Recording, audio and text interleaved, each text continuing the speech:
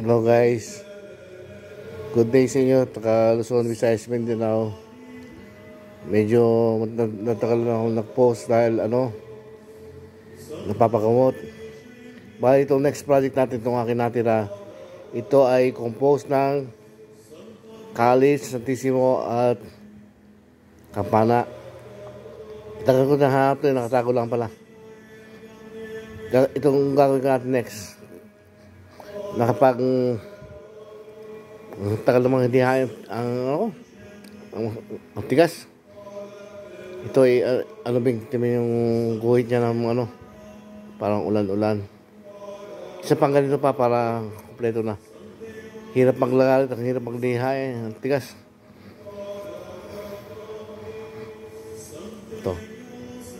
Sukatan natin siya ngayon na isang pahaba at isang paripa.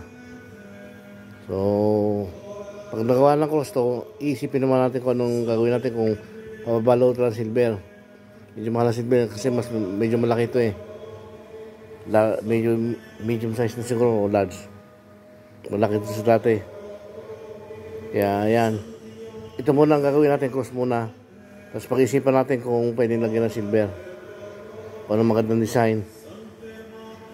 Yung isa kasi umabot ng 15 yun kasi sa dami ng silver tsaka design eh. Mahal ang labor tsaka silver. So, tayo nyo lang. Siguro mga isang buwan bago tapos. Abang-abang na lang.